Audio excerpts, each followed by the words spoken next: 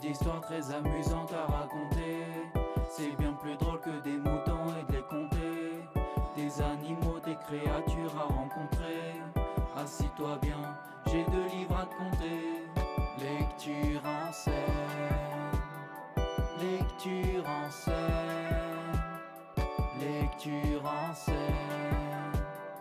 lecture en scène.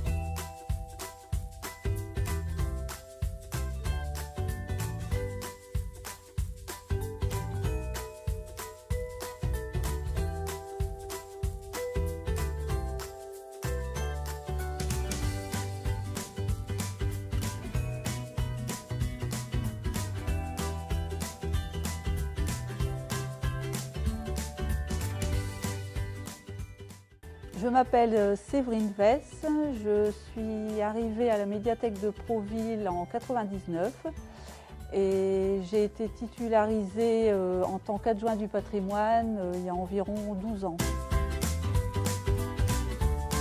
Alors, nos missions, c'est tout d'abord l'accueil du public, le conseil aux lecteurs. On propose des animations, des activités manuelles pour les enfants et aussi pour les adultes. On propose aussi des séances cinéma à raison d'1 fois par mois à peu près. Actuellement, avec les conditions sanitaires, on a quand même pas mal réduit nos activités. On est situé à Proville, rue de la Paix. Actuellement, la médiathèque est ouverte, c'est important de le dire, et du mardi au samedi.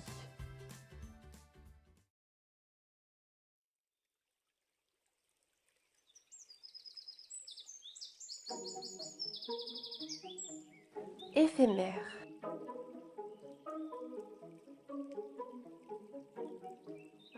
Un matin, au bord d'une rivière, naquit un éphémère. Des ailes de chaque côté, des pattes longues et bien sculptées, un corps parfaitement profilé. La nature l'avait bien travaillé. Seule la bouche avait peut-être été oubliée. L'éphémère n'était pas là pour manger, mais il avait tout de même sa fierté. Voilà bien cruelle économie pour une si courte vie. Une vie chronométrée, qui ne dépasserait pas une journée. Quelques instants, même pour certains, quand les oiseaux avaient très faim.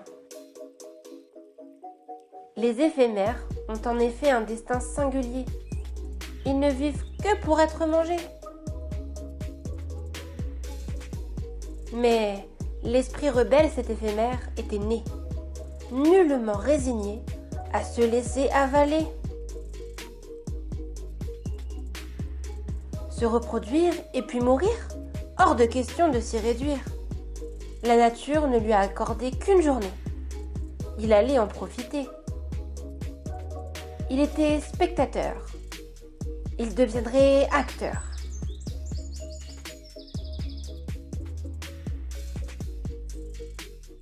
Dirigeant son vol, en suivant son idée, de chaque instant, faire une éternité. Pressé de vivre comme en retard, l'éphémère voulait tout voir et tout savoir.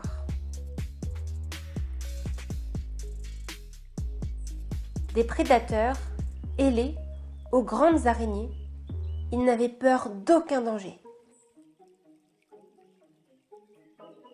Poursuivant sa philosophie, mais à la recherche d'une amoureuse aussi, il alla vers la rivière pour une rencontre éphémère. De l'amour, il vit d'abord l'ombre dans l'eau, puis le rencontra en montant un roseau. Son histoire émut toute la rivière, mais pas la nuit qui tomba comme une pierre, ni la mort qui fit de même sur les deux éphémères. Sous une bouse, ils finirent ensevelis, et notre rebelle enfin comprit que la nature avait bien travaillé, car de ne pas avoir de bouche, il fut bien soulagé.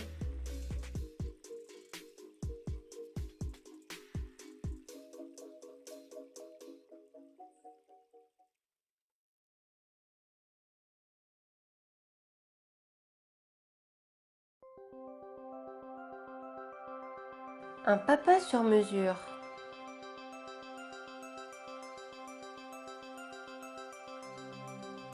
Ma maman est grande, très grande, beaucoup plus grande que les autres mamans.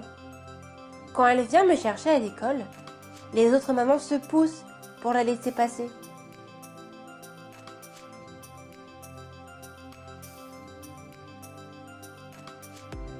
Ma maman est forte, très forte, beaucoup plus forte que les autres mamans. Aucune maman ne peut la battre au bras de fer, ni aucun papa. Ma maman est belle, très belle, beaucoup plus belle que les autres mamans. Si on organisait un concours de beauté pour maman, c'est ma maman qui gagnerait le premier prix.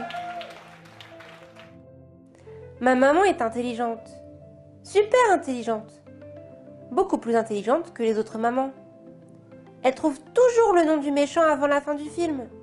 Et elle sait compter dans sa tête.